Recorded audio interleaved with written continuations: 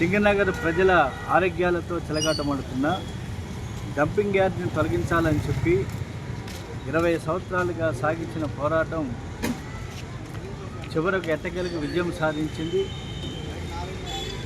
స్థానిక ఎమ్మెల్యే ఆనాడు ఉన్నటువంటి వైసీపీ ప్రభుత్వంలో ఎమ్మెల్యేల కేసులు పెట్టించిన, ఎమ్మెల్యేల ఇంటి ముందు చెత్త పోయాలని ఉద్యమాలు చేసిన,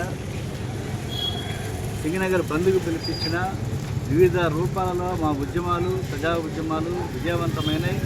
మా మీద కేసులు పెట్టినంత మాత్రాన ఉద్యమాలు ఆగవు.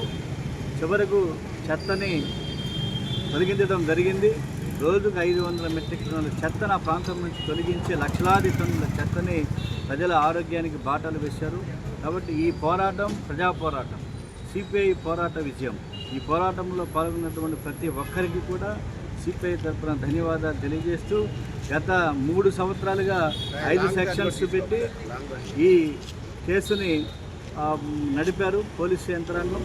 కాబట్టి అయినా కూడా ఈ కేసులో విజయం సాధించాము.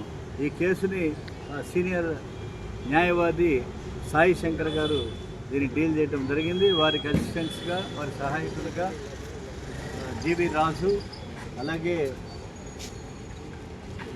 బోను జయమ్మ తదితర వారి బృందం అంతా కూడా సహకరించింది. ఈ కేసులో సాగిస్తున్న మిగతా లాయర్ సోదరులందరికీ కూడా ధన్యవాదాలు తెలియజేస్తాను.